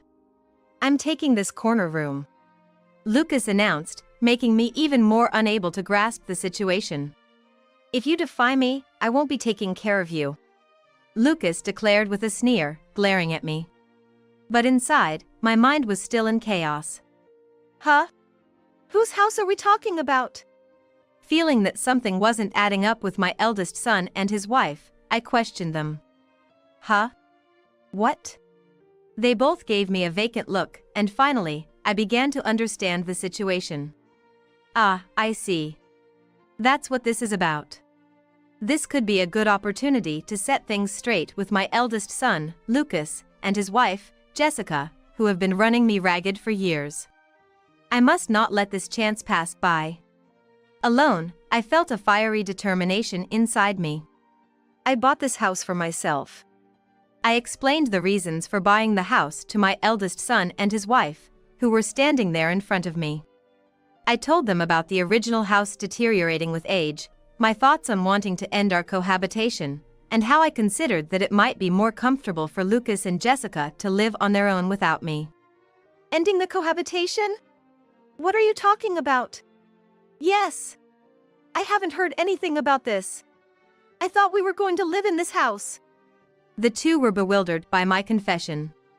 From my perspective, I couldn't comprehend the nerve of eldest son couple, who seemed intent on living with me indefinitely. Moreover, I never said a single word about us living together in this new house. If we were going to live together, I surely would have consulted them about the floor plan to some extent. I hadn't discussed anything about the house with my eldest son couple, so the fact that they assumed they would be living here too was a real surprise. "I'm sorry if it wasn't clear, but I thought if I explained it in detail, you might insist on coming along." And since I was only packing my things, I thought you would have realized. Even today, I assumed you were just coming to see my new place. After all, Jessica, you dislike everything about my cooking and cleaning, don't you? I never thought that you would actually want to continue living with me. When I said that, heavy with irony, Jessica was at a loss for words, uttering only a stifled But that's weird. How come you have the money to buy such a house? I've looked through the household account as much as I could and never saw that kind of money. Never mind. Lucas's face turned pale as if he had let something slip by accident. I was aware that Lucas had been taking money from the household funds. I had stayed silent because I was waiting to see when Lucas would reflect on his actions. If he had shown even the slightest hint of remorse, I might have consulted him about the new house. But Lucas hadn't just failed to contribute financially to the house, he had been using the household money for himself, so I had resolved not to hold back anymore. I earned the money myself. It was about 5 years ago, I think. I started making jewelry as a hobby, remember? The florist manager suggested it to me. Initially, I was just selling a little bit on a sales website, but then a famous influencer featured my jewelry on their social media. After that, my creations started selling like crazy, and my income increased significantly. Yes. The reason I, who was living on a pension, could afford a house was because of my success in selling jewelry. Of course, even with the buzz, jewelry sales alone wouldn't have made enough money to buy a house. I received invitations from various apparel and jewelry companies, participated in tie-up projects, and got advertisements. I wanted to use the substantial amount of money I earned, which I couldn't have achieved with just my part-time job, to buy a new house because of the strained living situation with my eldest son couple. It's a lie! There's no way you can earn money like that! Jessica screamed in denial of the reality. Up to this year, when she turned 35, Jessica had hardly ever worked. Yet she was always splurging on luxury brands, indulging in extravagance. It was no surprise that someone like her couldn't understand how to earn money. I know about you, Jessica. I heard you dropped out of high school, had a fight with your parents, and ran away from home. You were homeless, lied about your age to work nights, right? I can sympathize with that, even if it wasn't the right thing to do. But after quitting that job, just wandering around aimlessly, hanging out with bad influences, splurging on luxury items, and then it even led to shoplifting, didn't it? No! Jessica's face showed shock, clearly not expecting me to confront her about shoplifting. I had suspected Jessica of shoplifting about a year after we started living together. I always thought it was strange that she was wearing only luxury items right from the start. There's no way Lucas's salary could cover the cost of such high-end brands. I immediately suspected shoplifting. One afternoon, when Jessica went out, I discreetly followed her and, sure enough, she was guilty. I could have confronted her right there and then, but knowing Jessica, she would have likely talked her way out of it. So, I decided to record evidence of her shoplifting on my phone, thinking that if she didn't change her ways, I would turn it over to the police someday. I have proof. Look. I said, showing her the video. Jessica's face tensed even more upon seeing it. With the evidence before her, she couldn't say anything in return and just hung her head low. And Lucas, stealing money from the bank where you work, that's just the lowest of the low. You must have been in debt, right? How did you know that, Mom? Now it was Lucas who started to tremble. To them, I must have seemed like a police officer about to question them about the crimes they had committed.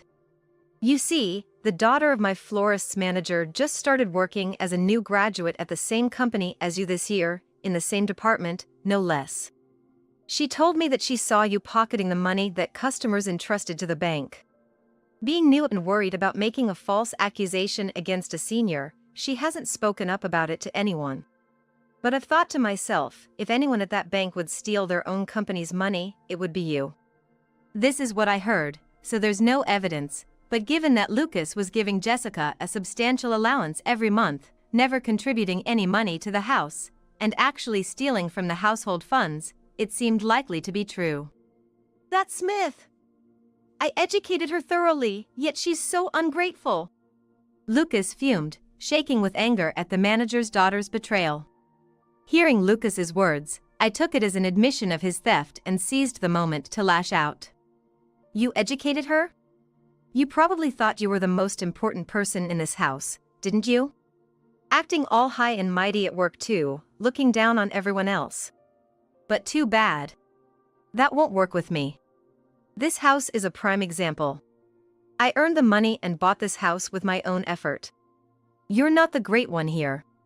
Of course, I'm not saying I am either, but at least I won't let a house that I bought with money I worked hard for be taken away by you too. Now, please leave immediately. My scream sent Lucas and Jessica fleeing from the house in terror. I breathed a sigh of relief. From tomorrow, I would no longer have to see those two. Just the thought made my heart feel lighter. Later, I reported Lucas and Jessica's crimes to the police. The police immediately looked into it. And frankly, there wasn't much to investigate. The evidence of Jessica's shoplifting and Lucas's theft was clear as day on the security cameras.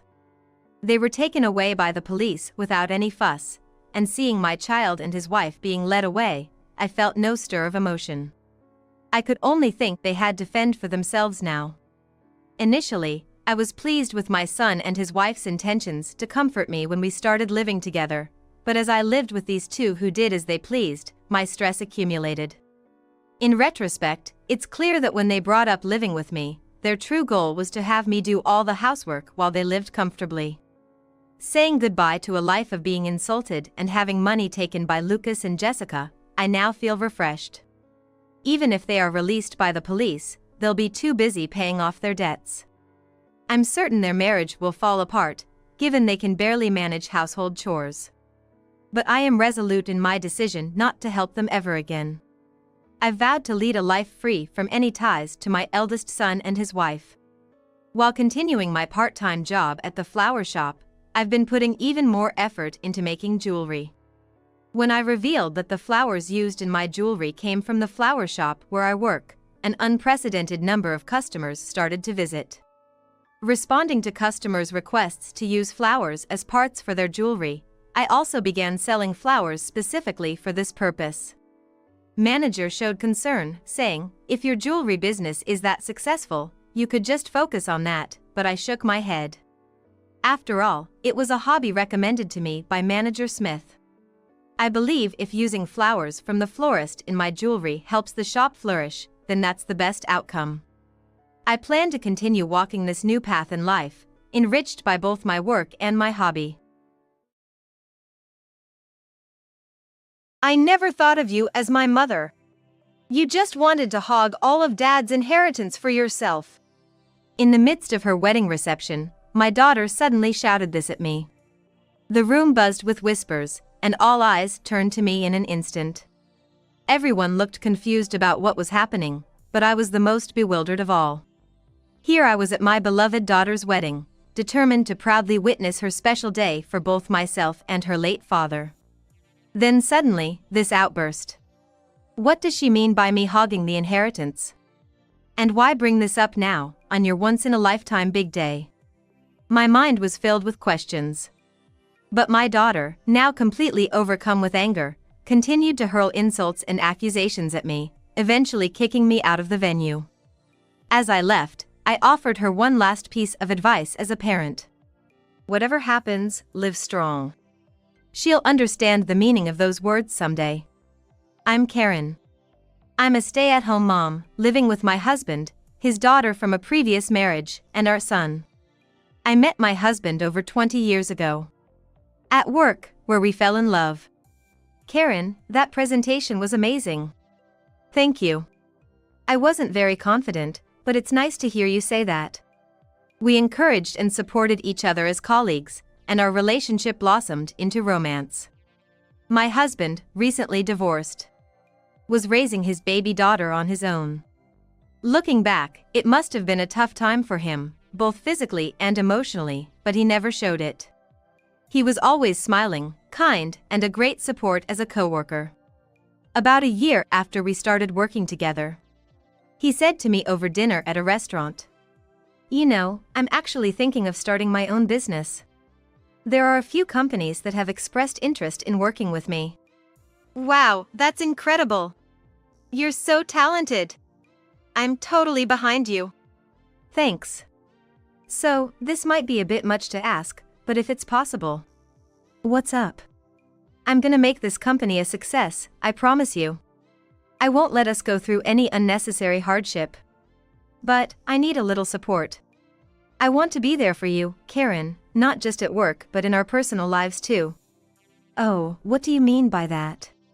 I will make you happy, I swear. Will you marry me? I know it's a lot to ask. That's how he proposed to me. I was surprised. But I didn't hesitate. I'd be honored. Without any doubt, that's how I responded. And so, we got married. Our wedding was small, but we enjoyed it with our family and friends. Everyone congratulated us with smiles, and it's a day I remember like it was yesterday. It was a truly beautiful ceremony that I'll always cherish. That's how our married life started. It was more challenging than I had braced myself for. After all, I became a mother overnight. His daughter became my daughter. Raising a child for the first time was really tough. She cried a lot, and so did I. But I decided not to yell or rush, just to watch over her patiently. I took it one step at a time, learning along the way. I somehow managed to raise her that way. She was adorable. Her round eyes, chubby cheeks, high-pitched voice. Her smile as she grew older, the way she ran to me, calling me mom, all of it was just so precious. I had been anxious about suddenly becoming a mother before we married. I worried about whether I could love his child. But those worries were unnecessary. In fact, I was too busy to even think about them. My husband, too, was swamped after starting his business. Despite having people willing to work and collaborate with him, being a new CEO was tough. There were so many firsts for him, and he was always running around, confused. I remember him apologizing on the phone for almost 10 minutes straight once. I helped with organizing paperwork and such, but I know it was really hard for him. Still, he found time to take care of our daughter and show concern for me. He was a great father and husband. 3 years flew by in a blink. His business finally started to stabilize. It had grown quite a bit from the beginning. His promise of not letting us suffer was finally becoming a reality. And then, our son was born. He was a younger brother to our daughter. Even after he was born, I tried my best to treat both my daughter and son equally. Blood didn't matter. They were both my precious children. My daughter doted on her younger brother. She played with him and was a great big sister. He was really attached to her. Watching them together was heartwarming. Like any family, we had our small troubles. But I think we managed to live quite peacefully and happily. Time passed quickly, and before I knew it, my daughter was 26 and my son was 22. Then, suddenly, something terrible happened. I was relaxing at home one day when I got a phone call. Hello? Oh, what? It was unbelievable news. I didn't want to believe it, but my husband had collapsed at work. He was rushed to the hospital, but despite the doctor's best efforts, he didn't make it. It was a stroke. He had been fine until the day before. Everything was normal. It was such a sudden and unexpected goodbye. You! Why, how could this happen? As I looked at my husband's face lying in the coffin, he seemed peaceful, showing no sign of the pain he must have felt. It looked like he was just sleeping. Which made it all the more heartbreaking. I couldn't even say goodbye, and the pain was so great that I couldn't cry. Still, somehow, I managed to pull myself together and handled the funeral arrangements. Our son, who always tried to act tough, clearly loved his father dearly. The image of him, head bowed and tears flowing, is still vivid in my memory. But there was something off about my daughter. It's normal to be upset at your father's death, but this felt different. She didn't shed a tear or speak a word to me. She would help with funeral preparations if asked, but something was just not right. At that time, I was too overwhelmed and interpreted her behavior as her own way of expressing grief. Despite everything, I managed to say my farewells to my husband in my own way. Gradually, I started going back to work and returning to normal life. A few months later, my daughter's wedding took place. After graduating from college, she had started living with her boyfriend without getting a job, essentially becoming a housewife. Now, she is finally getting married. The wedding, planned before my husband passed away, was something he had looked forward to, especially walking down the aisle with our daughter. My husband was determined to watch our daughter's wedding without shedding a tear. He was really psyched up about it. I remember how we joked about it, saying things like, "That's still a long way off," as if it was just yesterday. Thinking about it almost made me feel down again. I couldn't let myself look sad at my beloved daughter's wedding. Carrying a photo of my husband, I dressed up for the first time in a long while, along with my son, who was also dressed up, and we attended the wedding.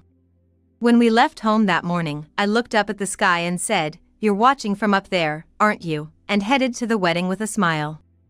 I intended to wholeheartedly celebrate my daughter and her husband at that moment. The wedding was held in a grand and lively venue. The food was delicious, and all the guests seemed very happy. My daughter's husband was a classmate she met in a club during college. They had been dating for about 3 years, a fact I was aware of. However, since she had never brought him home or talked much about him, I was a bit surprised when the wedding plans were announced. I had my doubts about him, but his promise to make my daughter happy was convincing enough for me to believe in him. He was smiling happily at the front of the venue. Above all, my daughter, in her stunningly beautiful white wedding dress, looked indescribably gorgeous. I thought of how much my husband would have wanted to see her like this, and tears welled up in my eyes again. I had been crying from the beginning of the day. So, when the time came for the family message and she shouted, "This woman hogged all of my father's inheritance," I was in disbelief. It took me a moment to realize those harsh words were directed at me. I was so overwhelmed by the sudden shift from joy to shock that I couldn't understand what was happening. Why had things turned out like this? I thought my relationship with my daughter had been normal, like any parent and child. She became rebellious during her teenage years, but I thought that was typical for that age. Looking back, I realized that she started distancing herself from me around the time she began dating her future husband in college. But I thought that was just her growing up, and I was happy for her. Since her father wasn't there, I walked the aisle with her. Even then, she seemed unsatisfied, as if she had something to say. I assumed she was just disappointed that her father couldn't be there. Was all this actually stemming from some deep-seated resentment towards me? I never thought I was a perfect mother, but I never imagined my daughter would say such things at her wedding. Why bring up the inheritance out of the blue? Even after that, my daughter, her face red with anger, kept hurling accusations at me. "Dad loved me the most, more than you and my brother. He despised your greedy nature." He never said it out loud, but I knew it. My daughter spat out these words rapidly, not giving me a chance to respond, and continued to shower me with insults and accusations. She claimed that, while I doted on my biological son, I never showed her the same affection and that she had been discriminated against. She said she lived a miserable life from a young age, barely getting any allowance and unable to do what she wanted. Moreover, she accused me of being a cruel woman for not crying at my husband's funeral, and suggested that it was my fault that he had a stroke because I didn't pay attention to his diet. Finally, she even called me an evil person, not a mother at all. My daughter was playing the victim. I couldn't believe the barrage of hurtful words thrown at me. I could see the shocked expression on my son's face at the same table. Her claims were baseless, and I wanted to argue back against the delusions she was expressing, but the content didn't matter to me anymore. I was just immensely shocked that my daughter thought of me this way. Next to her, I saw her husband nodding tearfully in agreement with everything she said. I could also see my husband's smiling face in a photograph. Whispers from the guests inadvertently reached my ears. They were all looking at me. I could hear words of sympathy for my daughter. And, at the same time, words of blame directed at me. But there were also voices saying they couldn't believe I would do such things, wondering what had gotten into my daughter. The staff of the venue, disturbed by the sudden commotion, rushed over to try to stop my daughter and calm the guests. The atmosphere of celebration had completely disappeared. Watching my daughter show such hostility towards me, I wondered if she really was the daughter I had raised. Was this some kind of prank? No, such an unpleasant prank couldn't exist. Then it must be reality. Was my daughter misunderstanding something? Or had she been brainwashed?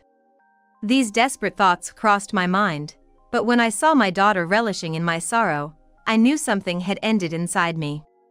Finally, she marched up to me from the main table, pointed her finger at me, and loudly declared she was cutting ties with me. I had no energy left to argue back. I felt drained, wondering what all the days of treating her as family had been for. I decided to say one last thing to her as a parent. Understood. Whatever happens, keep going strong. With a triumphant look, my daughter turned her back on me, and I walked away alone, heavy-hearted. Soon, I heard footsteps hurrying after me. It was my son. Mom, is it okay? Just letting sis say all that? As far as I've seen, neither you nor Dad ever treated us differently. My usually gentle son was unusually angry. Yes, I know. Honestly, it was quite a shock. But it's her choice, so we have to accept it. But this is just... My son, overwhelmed with anger, seemed on the verge of tears. It's okay. We should respect her wishes. She has her life, and we have ours. Comforting my son, we headed home together. Today's events were a hard pill to swallow, but I had things I needed to do, given the situation. I had to let my daughter know the reality of things. Just a few days after the declaration of disownment. It happened early one morning. I was awakened by the incessant ringing of the doorbell. The sound was annoying, but I checked the monitor. As expected, it showed who I thought it would. As soon as I opened the door, my daughter burst in, frantic. Mom! What's going on? My husband lost his job. He was working so hard, why? My daughter, yelling in the doorway without even a morning greeting, appeared to have rushed over without even putting on makeup. You didn't know, did you? Know what? Let me explain everything. Out of a final act of kindness, I decided to tell my daughter everything.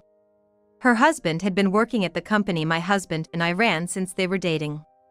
He met my daughter in a college club and joined our company as a part-time worker through her recommendation. After graduating, he continued working as a contract employee. How's your daughter's boyfriend doing at work? Well, honestly, he's struggling a bit. We've tried different coaching methods, but... My daughter's husband was utterly incompetent at his job. Looking back, my husband and I might have been too lenient, but he was our daughter's boyfriend, so we gave him special attention. Especially my husband, who seriously considered how to make him more efficient at work and even tried to improve the training methods for him. However, no matter what, my daughter's husband just couldn't produce results. Worse, his work attitude was poor. He showed no respect to my husband, the president of the company. He was often late and would click his tongue in disapproval if something didn't suit him. Still, my husband believed in him, saying, "He's the man our daughter chose, so surely," and continued to support them both wholeheartedly. Honestly, I was increasingly frustrated with my daughter's husband, who showed no intention of meeting my husband's expectations. But I held my tongue, respecting my husband's wishes. Then, my husband passed away. Our company was run with my husband as the president and me as the vice president. We both had a complete understanding of each other's job roles, so there were no issues in taking over after his death. A few days after the funeral, I was officially appointed as the president with the board's approval.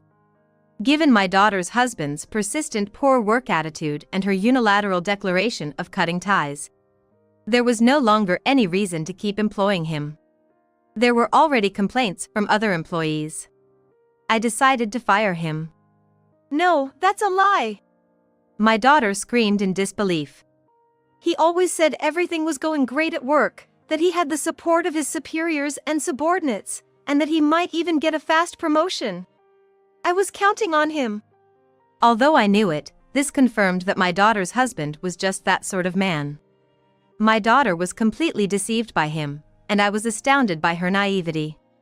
She continued, confessing that she thought her husband was competent and could survive in the company without my help, that he would earn a high salary, so even if she cut ties with me, he could still stay at the company. That's why she declared her disownment. I listened in silence, dumbfounded by her audacity. Having lived with her for years, I felt stupid for not seeing through her, but she clearly didn't understand the kind of person I was. She really underestimated me. I was not just my husband's wife, I was a co-owner and executive of that company. Did she not even consider that? After venting her anger, my daughter's expression changed to one of pleading. Hey, let's forget about the disownment. You don't want to lose your dear daughter, right? So, can you reconsider firing my husband? I couldn't help but let out a dry laugh at her sudden change of heart. My dear daughter? Weren't you the one who accused me of being a terrible parent in front of everyone just a few days ago? I reiterated that I couldn't reverse the decision to fire her husband. His position had already been filled by someone else, as my son, who was about to graduate from a top university, had insisted on joining our company even after turning down offers from major corporations. Mom, I want to support you. I'll work hard, please let me join, he had said. So, I decided to fill the vacant position with him. At this, my daughter accused me again, claiming I favored my real child over her and that I didn't love her. I calmly replied, "This isn't about favoritism, it's about business. Between someone who showed enthusiasm to work here despite other offers and someone who never utilized the chances given, the choice is clear for a business owner." Just then, my son walked in, yawning, having heard the commotion. Hey, you're on my side, right? Help me convince Mom to take back the decision about my husband's job. My daughter desperately pleaded with her brother. But his reaction was not what she expected. "Who are you? You're no longer a child of this family, right? A stranger like you should leave, this is trespassing." Upon recognizing my daughter, my son's expression changed instantly. The sleepiness in his eyes vanished, replaced by a cold stare directed at her. "What, after all, I played with you when we were kids, didn't I?" she said. "That's all in the past, isn't it?" "What are you doing now?" he retorted. My daughter seemed stunned for a moment, perhaps expecting her brother to take her side. However, as we remained silent, she eventually realized this was no longer her place. With a resigned look, she trudged out of the house. "Are you okay with this?" "She's disowned me, but she's still your sister," I asked him. When I asked him that, my son replied clearly. "What are you talking about? She's not my sister." "I don't want a family who treats you like a convenient tool," he replied firmly. I felt a bit relieved to hear my son speak so clearly.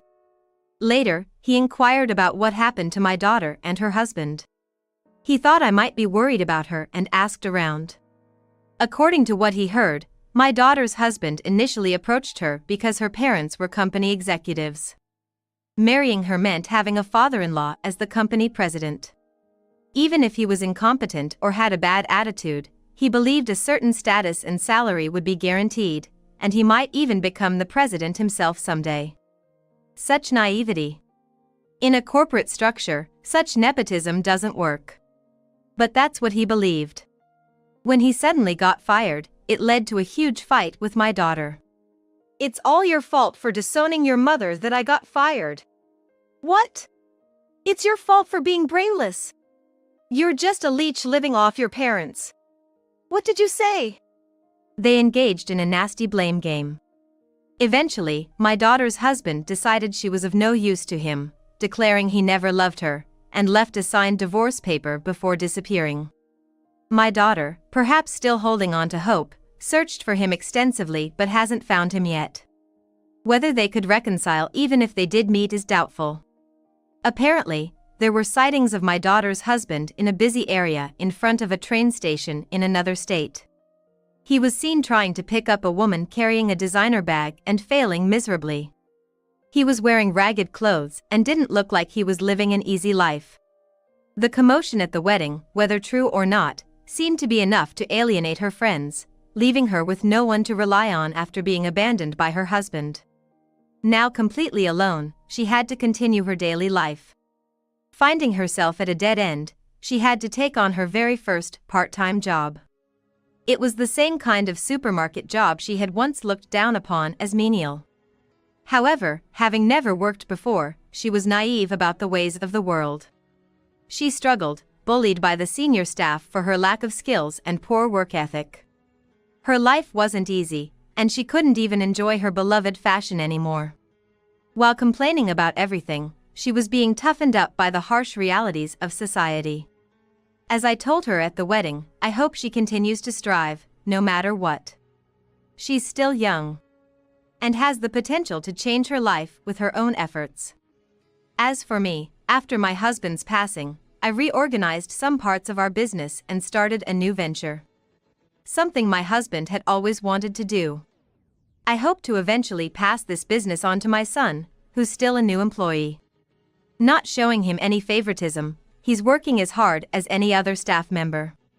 I'm committed to growing the company my husband and I started, as a way of making up for not being able to build a good relationship with my daughter.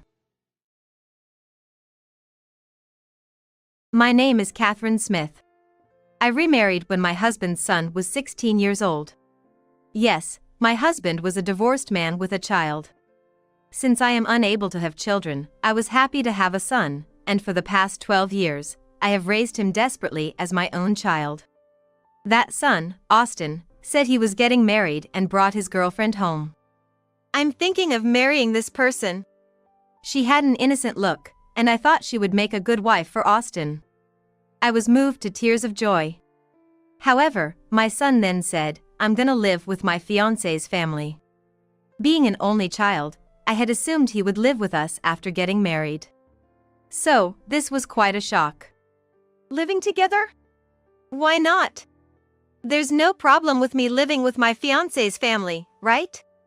That was certainly true. We have a house, but it's just a regular, mass-produced home. There's nothing special to inherit. But you are an only child. She's an only child too. And though our family has nothing to inherit, her family has a distinguished lineage. It makes more sense for me to live with them. Yes, our family has been running a traditional sweet shop for generations. My father is the president of the company. I see. In that case, it's understandable for you to live with them. And Dad, you have this person, Austin said, pointing at me. Hearing this, my son's fiancée didn't get angry or say anything like what a thing to say to your own parents. Instead, she just laughed mockingly. It's okay, this person is just a stepmother. Stepmother? Yes, my father's second wife. Really? A second marriage? That's problematic. Problematic? Yeah. Did you lose his wife? No, we divorced. That's even worse. My parents are very conservative and don't accept divorce. They think that remarriage indicates an immoral person. If they know about it, they might not approve of our marriage. Well, it's the truth. Then, let's just say your wife passed away. Are you kidding?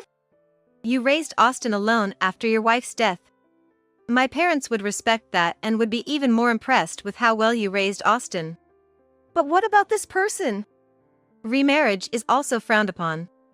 My parents believe in only one marriage for life. If they learn about a second marriage, they won't approve of our marriage. Well, then, she doesn't need to come to the family meeting. What? I see. Well, we have to compromise. After all, her family is well established and prestigious. We can't argue against that. This is so sad. My husband was over the moon knowing that my son Austin's fiancée came from a prestigious family. He suggested that it would be best if I, as his stepmother, didn't attend the wedding. So, I guess you are definitely not attending the wedding. Right. I wouldn't want the engagement called off because of you. I've been looking forward to my son's wedding after raising him for all these years. It can't be helped, it's for the sake of our son. You can just look at the pictures later. How could you? What will we do after the wedding when we see each other? Just say you're our housekeeper. Exactly. It's not like I need you around. Plus, we'll avoid any mother-in-law and daughter-in-law conflicts. I wouldn't do such a thing. You never know. Even you. Maybe we should just divorce, you know? Divorce? Yeah. If we're divorced, the lie becomes the truth.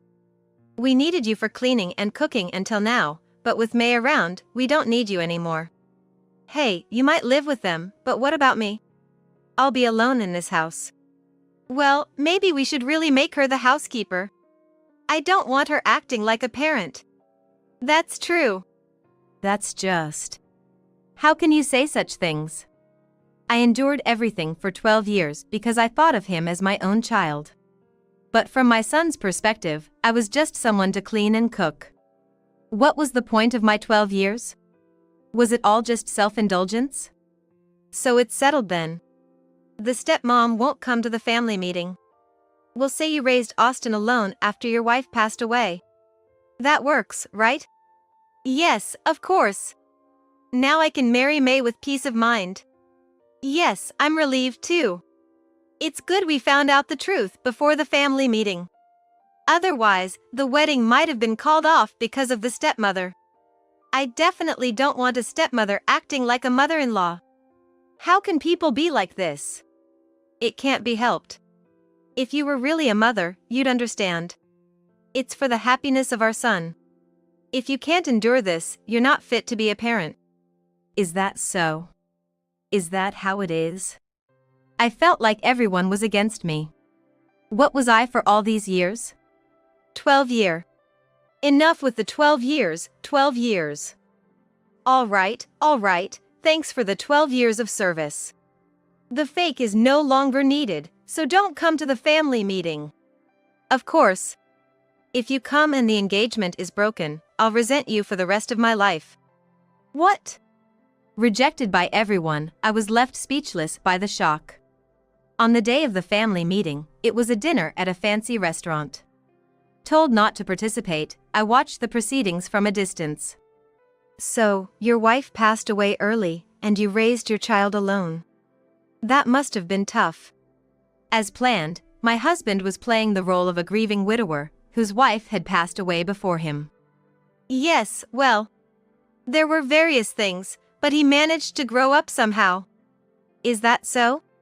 As the conversation about my husband being a hard-working man continued, a gaudy woman, resembling a bar owner, approached the table. Austin, long time no see.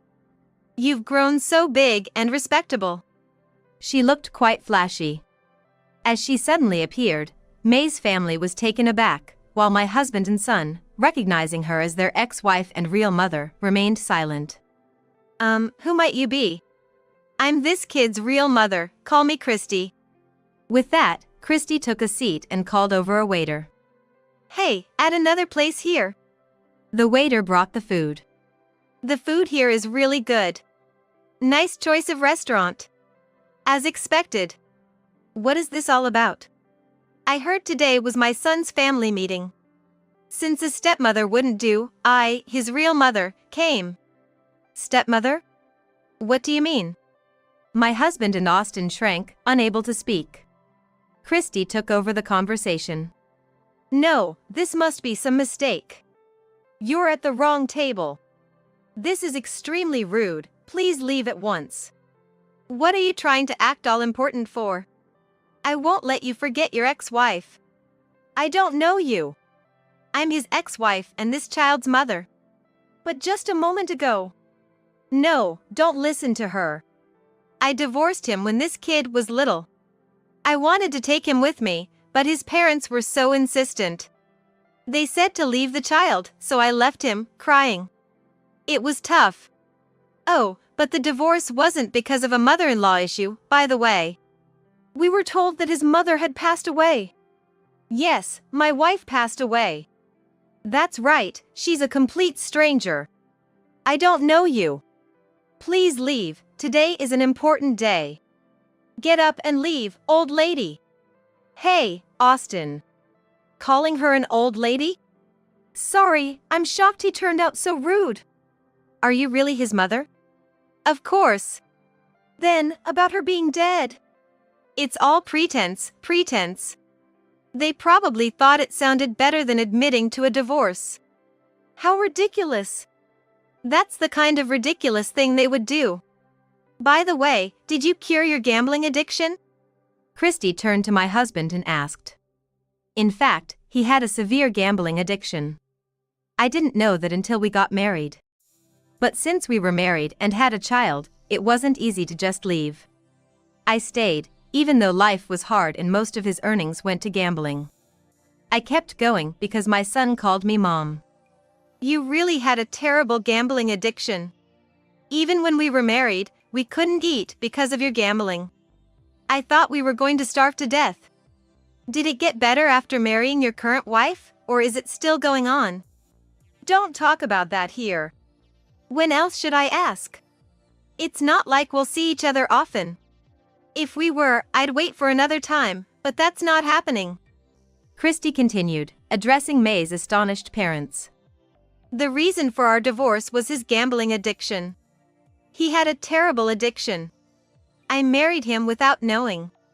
It was like marrying just to struggle. My parents kept telling me to divorce him, but we had a child, so it wasn't that simple. I tried hard, but we couldn't even eat. Eventually, we divorced when the kid was small. Gambling addiction is hereditary, isn't it? Yes, there's a theory that it's hereditary. If there's a gambler in the family, 19% will develop a gambling addiction, compared to 5% otherwise. So, maybe the son will develop it too. Yeah, I've heard that too. It gets worse with debt problems. Debt? Yeah, they gamble even if they have to borrow money. That would be troublesome. So, do you have debts? Oh, but your current wife has been working hard for you, so maybe not. Hey, stop it. Today is the family meeting, you know. So what? Marrying on a lie won't last, just like our marriage. So, did you quit? That is. I see. Maybe you even married your second wife without telling her the truth. That's almost like fraud. You're really the worst. Cut it out. Have you told this kid about his father's gambling addiction? You should, or your wife might suffer when you start gambling. That is. Don't tell me you think, because her family is rich, they'll cover your gambling debts. I'm worried because your father would think something that awful. I'm not thinking anything like that. Well, good if you're not. The food here is really delicious. Everyone should eat and enjoy. By the way, what happened to your parents? They passed away 13 years ago. I see. So you remarried 12 years ago. Typical, finding someone to take care of you. You can't manage the house on your own. Without a wife, it would be a total mess. Well, men usually aren't good at tidying up. Why did you even come? I didn't invite you.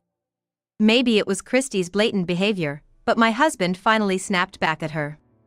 Then, without any shame, Christy brought up my name. Your second wife, Catherine, told me. What? Catherine did? Yes. Why would you and Catherine? Catherine found me 12 years ago. She said no parent would abandon their child. I was so happy back then. You never sent a single photo, but Catherine contacted me. She sent me photos of Austin growing up and told me all about him. Then she said a stepmother wouldn't do for this family meeting. She was worried Austin would feel awkward, so she asked me to come. But this atmosphere is so tense. Feels like a bunch of liars together. Are you planning to get back with Austin's dad? What? No way. Austin has a wonderful mother. And I'm remarried too. I'm not giving up my current happiness. Marrying him would just mean suffering with his gambling. I even discussed today with my husband. What kind of great mother is she? She's just a stepmother. You guys are underestimating her and you're gonna regret it. Remember, she paid for the total remodel of that old house 10 years ago. Ever wonder where the money came from? I don't know how much you earn, but if she's gone, you're the one who's gonna be in trouble. But I don't care either way. There's no way I'll be in trouble. She doesn't even work, I'm the one paying for everything. If that's what you think, then fine. Sometimes you don't realize what you've lost until it's gone.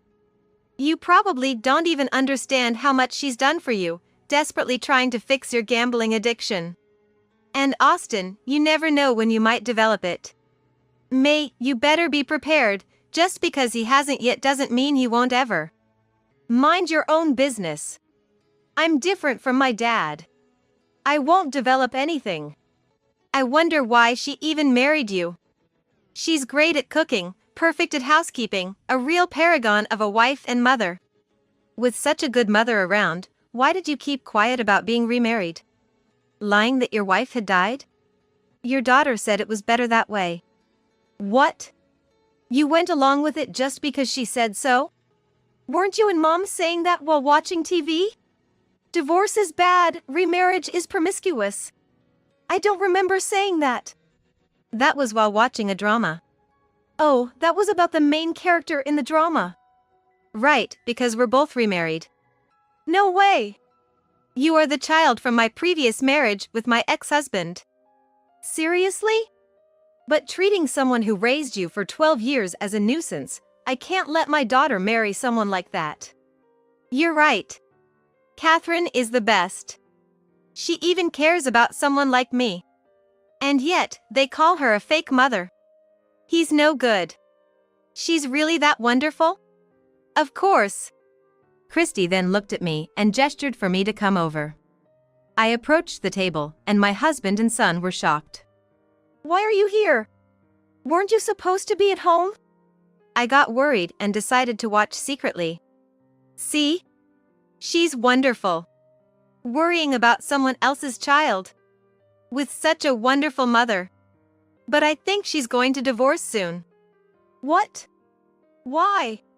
She's been worried about the child for 12 years, devoted to a husband with a gambling addiction, and then called a fake. Of course, she's going to divorce. Right, Catherine? Yes.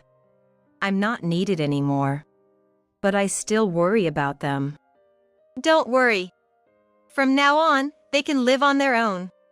They only thought of you as a housekeeper, so you don't need to care. You should live your own life. Okay. I don't mind you leaving, but I'm not paying you any alimony. Alimony? Who do you think you are? I never expected you to pay. Besides, now I can support and even help Catherine. What do you mean? Back then, we were dirt poor, but now I'm remarried. And he's rich, the CEO of a major corporation. No way. I'm not lying. Which company? ABC Corporation, ever heard of it? ABC, isn't that a top name in the hotel industry? Yes. My husband is the CEO. So, I can support Catherine no matter what. And I'm the vice president. The vice president of that company, that's a big deal. Maybe. But that's not important. So, Catherine, if you ever need anything, just let me know. But not you guys. Christy said that to my husband. Don't even ask for help. Be independent. Then, Christy pulled out divorce papers. Strike while the iron is hot, right? Here's the divorce form. Sign it quickly. I'll witness it. You don't want to drag this out. Catherine's too kind. It's okay. I was planning to leave today anyway. I signed the divorce form. Now it's your turn. No need to think about it. You wanted to turn her into a housekeeper, after all. Of course. I have no lingering feelings for such a woman. My husband quickly signed the divorce papers, perhaps out of pride. May's parents were clearly shocked to see him sign without any hesitation. They then announced, "We must decline this marriage proposal." After returning home, I packed my belongings without anyone stopping me and left the house. Christy was waiting outside and drove me to my new residence. I'm not sure if you'll like it, but I've arranged a new place for you. You can pay the rent when you're able to afford it. After all, it's our property.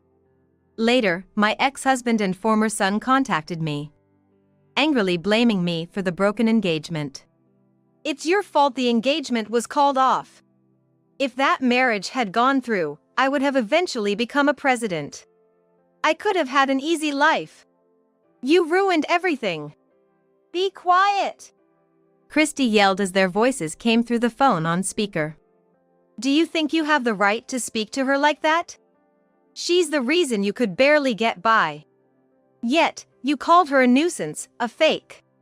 And now a housekeeper? She asked me to replace her because she was worried about Austin. And you turn it into a complaint? Blaming others has its limits. Well, it's still her fault the engagement was called off. If she hadn't called you, everything would have been fine. You mean you would have kept May's parents deceiving? If you really wanted to marry, it wouldn't have ended.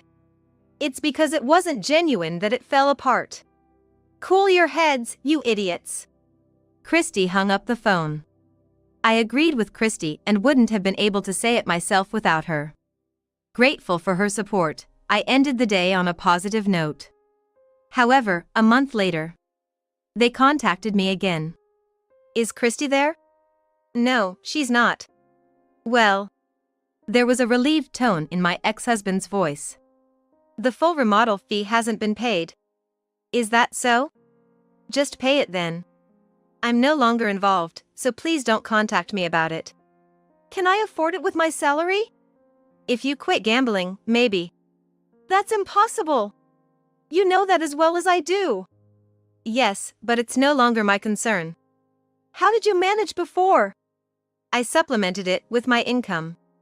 In fact, I paid for the remodel and living expenses. How can that be? You weren't working.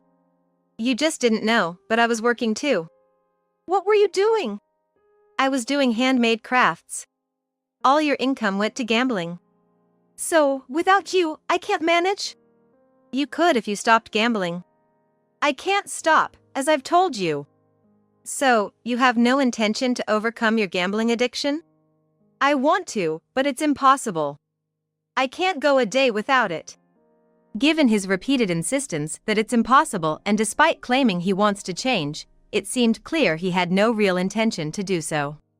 You have to try your best. Anyway, it's no longer my concern. How much debt is left? Well, it will be cleared in about 17 years. 17 years? That's impossible. Please, help me. I don't have that kind of money. Please send me some. I'm a stranger now, and wasn't I just a fake mother to your son? I can't help you. You need to handle it yourself. Please, I'm begging you. I can't even afford food. My ex-husband was pleading, trying to extract money from me. But after that phone call, Christy and I agreed that being firm was the best way to help him. If I coddled him, he would never change. I firmly cut off my ex-husband's pleading and ended the call. 6 months later, I heard that my ex-husband, who somehow managed to maintain his lifestyle, ultimately couldn't stop gambling and had to let go of the house. Austin, seeing his father so consumed by gambling, developed a gambling addiction himself. The two of them got deeply hooked on gambling, frequently visiting casino, ostensibly to increase their living expenses. This only worsened my ex-husband's gambling addiction, and he finally quit his job. Consequently, they couldn't even afford the basic living expenses. Despite living in a cheap apartment, their inability to pay rent due to gambling led them to become homeless, resorting to hotels. Soon, they couldn't even afford the hotel fees and ended up at loan sharks, borrowing money to keep gambling, chasing the dream of a big win. However, as their debts grew out of control, they tried to contact me again. Anticipating this, I had changed my phone number so they couldn't reach me. In desperation, they contacted Christy, but they had no chance of getting any money from her. With the cold season coming, they were found huddled together in a corner of a park, unable to afford even the hotel fees. Meanwhile, I kept working on my passion for handmade crafts. Thanks to my perseverance and Christy's support, I managed to pay my rent, and eventually, I opened my own store. My crafts began to attract more customers, and my store became very successful. Now, every day I create products filled with dreams for my many customers.